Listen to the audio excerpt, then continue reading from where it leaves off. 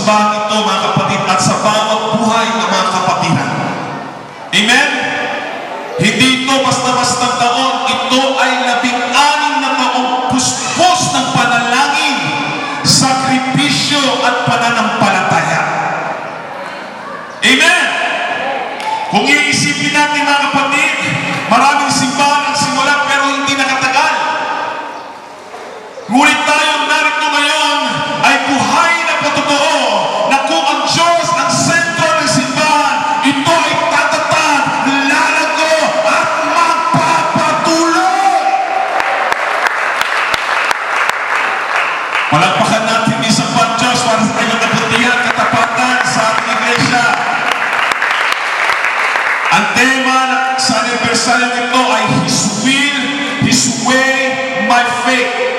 Tatlong bahagi: His will, ang kalooban ng Diyos; His way, ang kaparaanan ng Diyos; my faith, ang aking pananampalataya.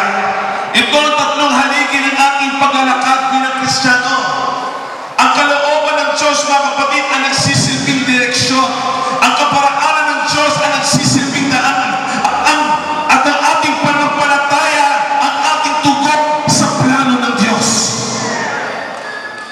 Hello?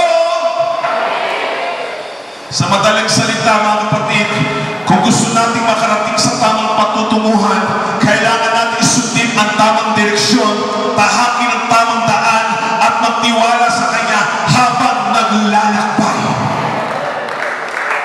Hindi madali ang landas ng ating pananampalataya. Minsan ang plano ng Diyos ay parang hindi natin nauunawaan. Minsan ang daan niya ay mahirap, puno ng pasakit, puno ng luha at pagsubok. Pero magtitiwala tayo sa Diyos, hindi niya tayo bibiguin. Hallelujah! Basahin natin muli ang main verse na magiging putasyon ng ating pagninilay, mga kapatid. Sabi niya, sapagkat patid ko ang mga plano ko para sa inyo, mga planong magdudulot sa inyo ng kinabukasan, puno ng pag-asa at hindi kapahamakan. Malinaw naman po, di ba? Ang talatang ito ay sinabi ng Diyos sa mga Israelita habang sila ay nasa pagkabiyag sa Babylonia, mga kapatid. Isipin niyo yun? Habang sila ay nasa pagdurusa, habang tila walang liwanag sa kanilang kinabukasan, ang Diyos ay nagbigay ng pangako na may plano ako para sa inyo, plano ng pag-asa at hindi kapahamakan. Ganito rin ang Isaiah para sa atin ngayon, mga kapatid. Hindi aksidente ang pagiging bahagi mo ng iglesia dito. Hindi aksidente ang bawat pagsubok na pagtagumpayan mo. Hindi aksidente na ika-16 na anniversary ngayon. Ang lahat ng ito ay bahagi ng plano ng Diyos. His will, His way.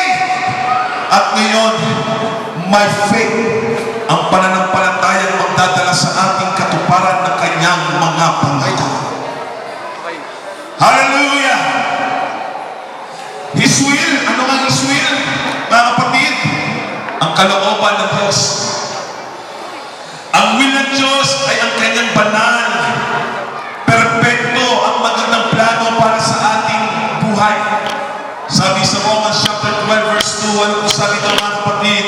Ang kalooban ng Diyos ay ano? Mabuti, kalugod-lugod at ganap. Pero minsan, ang tanong natin ay, paano ko malalaman ang kalooban ng Diyos? At bakit parang ibang plano niya sa gusto ko? Natanong niyo na po ba yan? Ang sagot, dahil ang Diyos ay nakakita ng buong larawan habang tayo ay dinatago sa kasalukuyan. Ang plano niya ay hindi laging komportable, pero ito ay kapaki-pakinabang. Ang plano niya ay hindi palagi naaayos sa ating timeline, pero ito ay laging nasa tamang panahon. Halimbawa, isang bata ang gusto kumain ng candy bago kumain o maghapunan. magulang, alam ang mas makakabuti. Amen? Kumain ka muna. Tapusin mo muna yung pagkain. Ganito ang Diyos.